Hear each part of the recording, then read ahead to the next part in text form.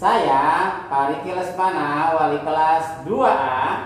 Saya Ibu Nuri, wali kelas 2B. Dan saya Ibu Resti dari kelas 2C. Kami akan membimbing kalian dalam pembelajaran jaringan daring. Setiap hari kita harus Semangat! Tepuk semangat! Semangat!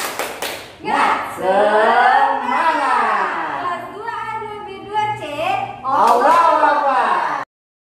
Sebelum belajar, kita baca doa dulu yuk. Mari kita membaca basmalah. Bismillahirrahmanirrahim. Silakan disimak video hari ini. Oke. Assalamualaikum warahmatullahi wabarakatuh. Baik anak-anak, mari kita mulai pembelajaran pertama. Ya. Kali ini kita akan belajar kalimat ajakan. Coba sebelum dibaca, kira-kira kalimat ajakan tuh seperti apa? Diajak kan? Ayo ajak-ajak. Jadi kamu cepat memahaminya. Sudah ngerti kalimat ajakan? Oh iya, belum baca. Tapi dari katanya aja kamu sudah tahu insya Allah. Yuk kita baca sama-sama ya anak-anak ya.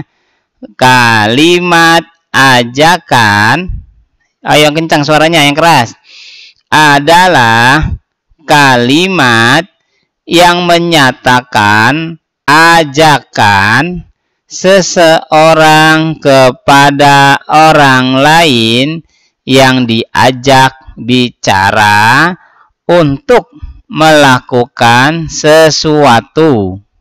Nah, dari sini kamu sudah tahu kan? Jadi kalimat ajakan itu kalimat yang menyatakan ajakan seseorang kepada orang lain yang diajak bicaranya untuk melakukan sesuatu. Kita lanjutkan ya. Kata yang digunakan untuk kalimat ajakan biasanya adalah ayo, yuk, dan mari. Contoh, ayo Paris, kita bermain bola bekel di teras rumahku. Contoh yang lain, ayo Nin, kita ajak teman yang lain. Nah, jangan lupa anak-anak, dibuka halaman 56 dan 57. Nah, Pak, ada contoh yang lain nggak Pak? Banyak. Kalian pasti pernah mendengar setiap hari. Kalimat ajakan ini, kalimat ajakan dari Allah. Pernah dengar nggak? Siapa yang tahu? Ya itu pinter tuh. Apa bunyinya tadi? Hayya 'alas shalah. Apa artinya? Marilah kita sholat. Pinter nih anak kelas 2 nih. Hebat nih kelas 2 A, B, dan C nih. Nah, seperti tadi arahannya. Kalimat ajakan selalu diawali dengan kata ajakan. Bisa mari, ayo, yuk. Nah, kayak tadi, marilah kita sholat. Apalagi, hayya 'alal falah. Marilah kita mencari kesuksesan. Nah, Bapak harap kalian semua sukses nih. Sudah memahamin apa itu kalimat ajakan, ya. Kalimat ajakan, kita ulang lagi tadi apa? Yang menyatakan ajakan seseorang kepada orang yang diajak bicara untuk melakukan sesuatu. Kalau kita paham dengan kalimat ajakan, maka akan terpanggil kitanya. Benar nggak? Misalnya mama kamu mengajak kamu untuk kerja bakti. Dek, ayo dek, kita bersihkan kamar tidur. Dek, mari kita jalan-jalan. Tapi tetap bermasker ya. Bermasker ya. Bermasker. Oke, paham? Nah, baik anak-anak, kita lanjutkan. Nah, kita sekarang belajar lagi mengenai bilangan cacah. Buka halaman 61. Sebelumnya tetap yuk biar semangat. Tepuk semangat. Semangat. semangat. Oke, anak-anak kelas 2 yang dirahmati Allah Subhanahu wa taala. Perbandingan dua bilangan cacah dilakukan dengan membandingkan nilai tempatnya terlebih dahulu. Ya. Jadi kalau kamu mau bandingin sesuatu dengan sesuatu yang lain, dalam hal ini adalah dua bilangan cacah, kamu lihat nilai tempatnya. Nilai tempat itu apa sih, Pak? Ada ratusan, ada puluhan, ada juga satuan. Kamu perhatikan. Misalnya membandingkan lebih besar, lihat. Berarti lihat dari ratusannya dulu. Maka kamu mau bandingkan dari puluhan, lihat dari puluhannya dulu. Tapi kalau kelas 2 ini perbandingannya sudah naik, yaitu di ratusan. Ya. Lihat dari ratusannya. Misalnya 150 dibandingkan dengan 170, mana yang lebih besar coba? 170, pinter. Kenapa, Pak? Coba lihat. Nilai tempatnya sama ya, di ratusan sama-sama 100. Lihat di puluhannya, kalau udah begitu. Yang satu 50, Pak. Yang satu lagi 70. Nah, dari situ saja sudah ketahuan. Yang paling besar berarti 70 daripada 50. Dari bilangan cacah 150 dengan 170, yang lebih besar adalah bilangannya 170. Ya, ingat membandingkannya, lihat nilai tempatnya ya anak-anak. Bagaimana? Gampang kan? Ternyata matematika itu mudah, asyik, dan menyenangkan. Selamat ya anak-anak. Sekarang silakan dibuka buku paket halaman 61. Sudah dibuka bukunya? Baik, kalau sudah, yuk kita belajar membandingkan dua bilangan cacah. Nah, di sini ada contoh nih. Coba kita lihat bagaimana contohnya. Berilah tanda centang untuk kumpulan benda yang lebih banyak. Kita lihat benda yang A. Nah, kita lihat benda yang A ini nilai tempatnya itu sudah pasti ratusan. Lihat banyaknya kubus ini. Ketika ada banyaknya kubus seperti ini, nah itu sudah pasti jumlahnya 100 ya. Maka dari itu di sini tulisnya 100. Kemudian lihat lagi. Panjang kubus yang puluhan ini. Nah, satu kubus panjang ini itu satunya ini adalah 10. Kita hitung jumlahnya ada berapa? 10, 20, 30, 40. Berarti jumlahnya ada 40. Benar ya? Nah, sekarang kita hitung satuannya ada berapa? 1, 2, 3, 4, 5, 6. Berarti jumlahnya ada 6. Maka dari itu jika dijumlahkan kita tulis lambangnya menjadi 146. Nah, kita lihat nih benda yang B. Wah, kita lihat dulu jumlah kubus ini keseluruhan berapa ya? Ingat, nilai tempat yang pertama itu sudah pasti ratusan. Nah, satu kubus banyak ini itu sudah pasti 100. Tapi kita lihat di belakangnya itu ada kubus lagi. Berarti kalau dijumlahkan ada 200. Kita hitung lagi sebelahnya ada berapa kubus panjang ini puluhannya. 10, 20, 30. Maka dari itu ditulis 30. Kita lihat satuannya. Ada 1, 2. Oh, hanya 2. Berarti jumlah keseluruhan ada 232. Dilihat 146 dengan 232. Lebih banyak yang mana, Nak? Ya, lebih banyak yang 232. Maka dari itu kita beri centang yang benda yang B. Oke, karena benda yang B lebih banyak daripada benda yang A. Bisa jadi kita beri kesimpulan bahwa benda A itu lebih sedikit dari benda B. Bisa benda B lebih banyak daripada benda A. Oke, sampai di sini paham? Lanjut ya. Nah, ada contoh yang kedua nih. Kita lihat nih banyaknya kubus ratusan ini ada berapa? 1. Oh, di belakangnya ada lagi 2. Oh, Oh, di belakangnya ada lagi 3. Berarti jumlahnya 300. Sekarang kita lihat puluhannya. Oh, hanya ada 1. Maka dari itu ditulis 10, hanya ada 10. Kita lihat satuannya ada berapa? 1, 2, 3, 4, 5, 6. Oh, jumlahnya ada 6. Maka dari itu bisa kita tulis lambangnya 316. Baik, kita lihat benda yang B. Jumlah ratusannya ini ada berapa? Oh, hanya ada 1. Berarti kita tulis 1. Berarti menjadi 100. Nah, kita lihat puluhannya. Banyak panjang kubusnya ini ada berapa yang puluhannya? 10, 20, 30, 40. Maka dari itu jumlahnya 40. Kita lihat satuannya ada berapa? 1, 2, 3, 4, 5, 6, 7, 8. Oh, jumlah seluruhannya ada 8. Maka dari itu, jika kita tulis lambang bilangannya menjadi 148. Nah, sekarang kira-kira lambangnya lebih besar yang mana? Lebih banyak yang mana? 316 atau 148? Yang mana? Benda yang A atau benda yang B? Benda yang A, karena lambangnya lebih banyak. Karena yang benda yang A ini, bendanya lebih banyak. Baik, yuk kita beri centang.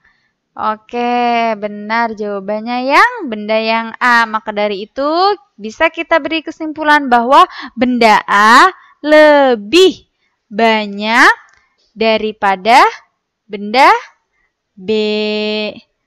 Oke, sampai di sini paham nak? Mudah ya? Baik, selanjutnya akan dijelaskan oleh Bu Resti. Halo anak-anak, Bu Resti akan melanjutkan penjelasan yang sebelumnya sudah dijelaskan oleh Bu Nuri. Oke, sebelum itu mari kita sama-sama nak dibuka buku paketnya halaman 63. Sudah?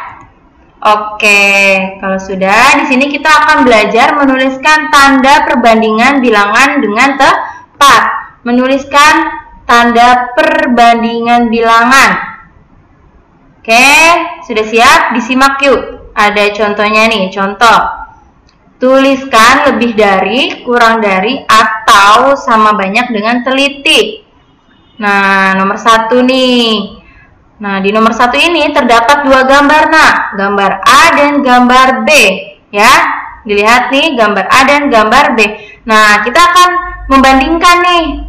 Dari kedua gambar ini, apakah lebih dari, kurang dari, atau malah sama banyak? Nah, sebelum membandingkan, kita harus hitung dulu, nak, berapa banyak pensil yang ada pada gambar A dan B. Kita hitung sama-sama yuk yang A. Nah, dilihat. Di sini ada kelompok pensil ya. Kita hitung yuk. Nih, satu kelompok pensil ini nih. Satu kelompok pensil ini jumlahnya adalah 10 atau 1 satuan.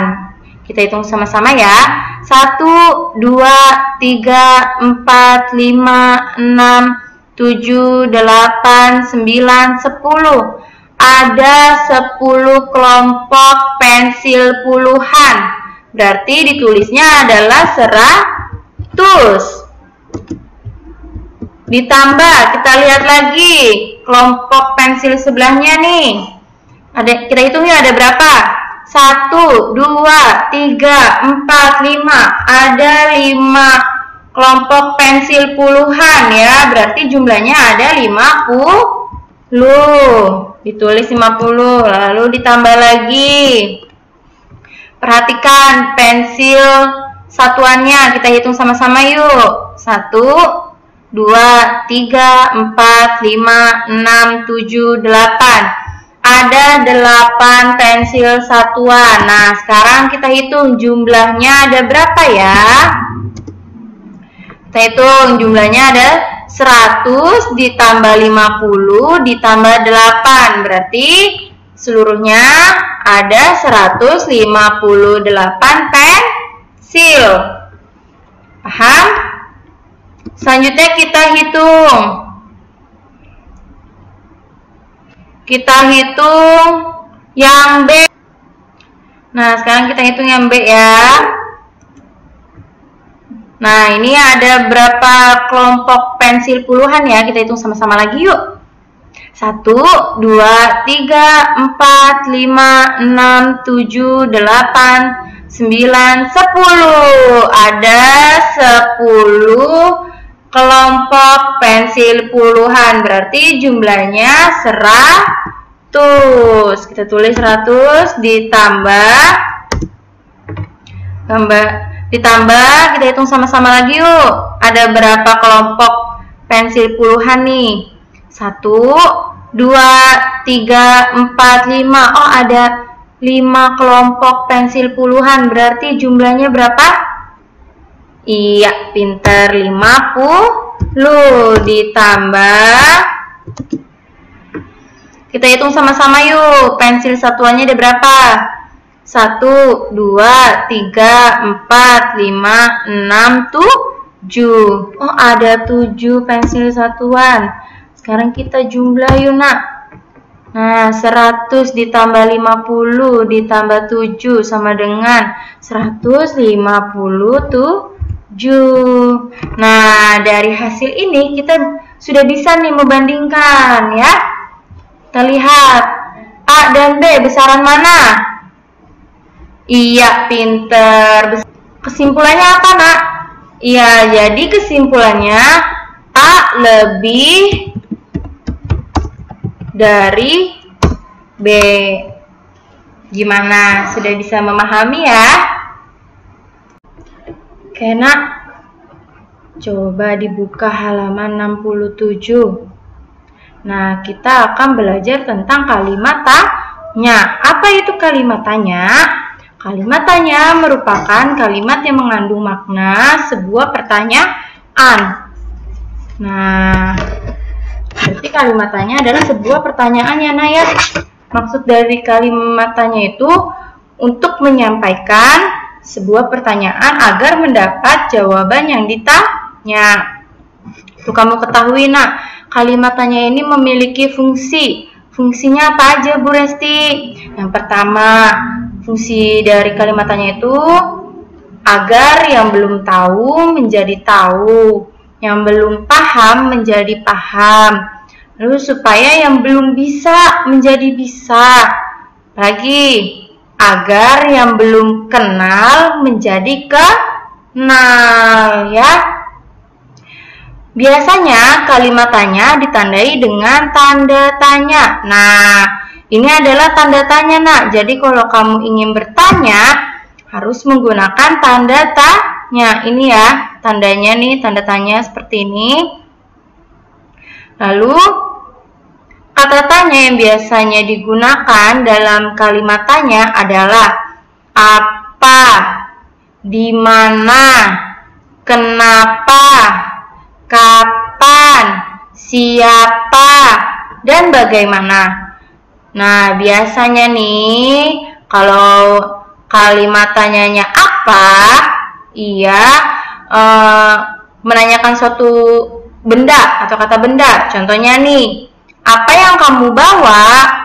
Aku membawa mainan ular tangga. Nah, ini menanyakan apa? Benda biasanya ya. Lalu ada kata tanya awalan di mana?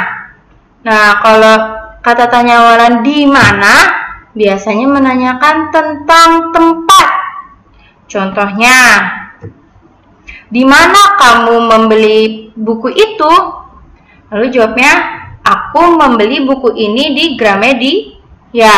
Nah, biasa ya, diingat-ingat ya, nak. Kalau apa itu kata benda, kalau di mana menanyakan tempat. Lalu kata tanya kenapa. Nah, kata tanya kenapa itu biasanya menunjukkan tentang keadaan. Contohnya ya, kenapa kamu tidak masuk sekolah kemarin? Karena aku sakit. Nah, ini kan menanyakan keadaan kan, nak? Nah, keadaannya dia kenapa nih? Sakit. Lalu menanyakan kapan. Kalau kapan ini biasanya menunjukkan tentang waktu. Contohnya ya, kapan kamu pergi ke mall? Tuh, jawabannya, saya pergi ke mall hari Minggu. Nah, selanjutnya kata tanya, siapa nak? Siapa biasanya menunjukkan apa? Menanyakan apa? Nama orang. Contohnya nih, siapa nama adikmu, Faris? Lalu Faris menjawab, adikku bernama Nah, lalu yang terakhir kata tanya bagaimana. Bagaimana itu biasanya menanyakan cara, ya, menanyakan tentang cara. Contohnya apa nak? Nah, contohnya gini kalimatnya. Nina, bagaimana caranya kamu bisa menjadi ranking 1? Nah, Nina menjawab, saya rajin belajar. Ya, seperti itu ya nak ya, dihafalin ya. Tadi kata tanya itu ada apa nih? Kata tanyanya nih, ada apa, di mana, kenapa, kapan, siapa, dan bagaimana. Nah, diingat-ingat juga apa itu? Apa biasanya menanyakan kata benda. Di mana menanyakan tempat atau lokasi. Kenapa? Nah, ini menanyakan apa? Keadaan. Lalu kapan? Kapan ini menanyakan apa? Tentang waktu. Siapa? Nah, siapa ini menanyakan tentang nama orang, ya, nama orang. Dan bagaimana? Nah, bagaimana ini tadi menanyakan tentang cara, tuh ya. Bagaimana cara kamu buat nasi goreng ini? Gitu ya.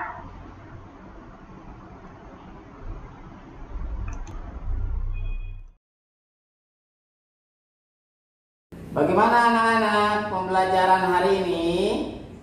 Semoga kalian bisa memahaminya. Tetap semangat ya.